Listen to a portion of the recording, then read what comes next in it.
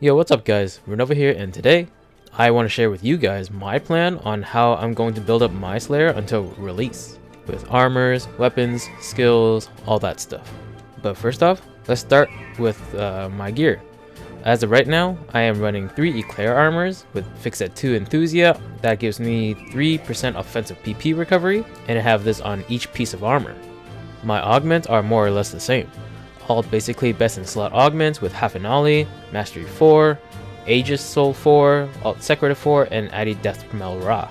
My weapon, however, is a Neo's Astrian bow. I do plan on multi-weaponing this with the gunblade so that I can benefit from its fixa, which is Fatal 3, that gives me 10% crit chance. Again, my augments are more the same as my armors, along with a potential 5 that gives 34% potency. I do, however, have a Neo's Astrian weapon with a Fixa Terminator 2. That gives me 9% critical potency. I would have to change my augments a little bit since it is augmented with melee potency, but this will be when I test how it is, because as you know, Slayer can give a massive boost of crit chance. So eventually I want to give it a try and see how it is between the 2 fixas. My next step was to prepare some yellow triggers. These are easily obtainable by farming any combat zones, or you can buy these cheap on the market.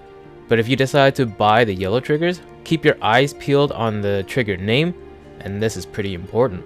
The one that you want to look for is B trigger / common yellow.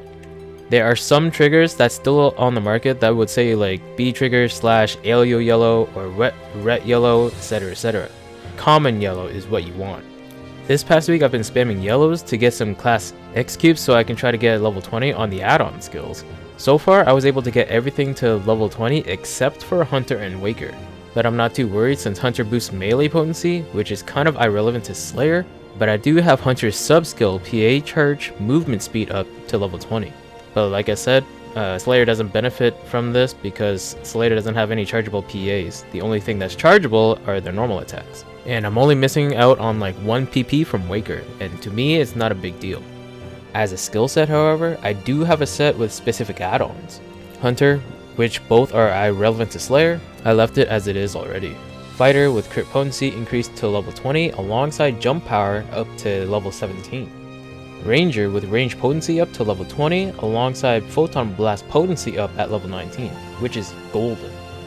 Gunner with offensive PB gauge up to level 20 with offensive PP recovery at level 15.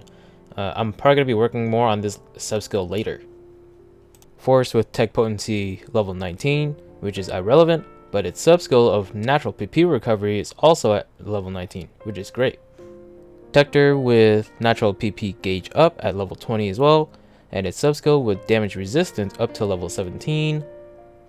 Braver with crit chance at level 20, with rest assign heal at level 18, which is nice. Bouncer with dash and glide PP recovery at level 20, encore jump at 17. Waker with level 18 PP up, but stationary HP recovery at level 19.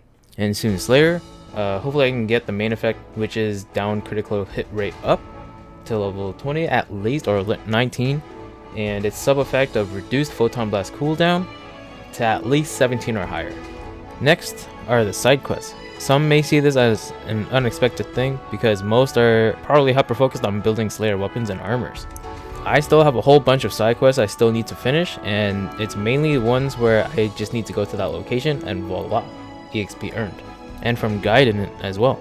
I never claimed the 20 mil EXP from him, so it is perfect for me when I start leveling Slayer.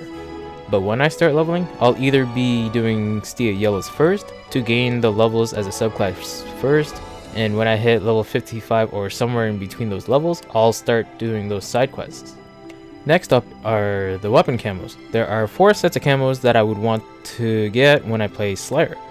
One is my Mega Slash Edge camo, which is from base PSO2, along with the original Concert Master, the pink version, which is also from base PSO2, and Sounds of Rock, which is a green version of the Concert Master. You can get this camo by exchanging 300 Rising Weapons Badge 5s for 1 copy. And another is the Slayer weapon camo when we get the Slayer Scratch this week on Slayer release. So on another note, I've also spent most of my time during the weekend actually farming Cannibal Rumble for the Slayer cubes that can drop there as well and prepare ahead of time.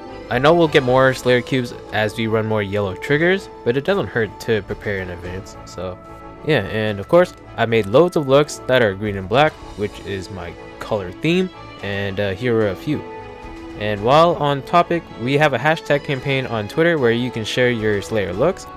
Alex West and I want to bring up the hype for Slayer and maybe get a chance to showcase your looks. And if you want to take part, use the hashtag PSO2 NGS Slayer SZN.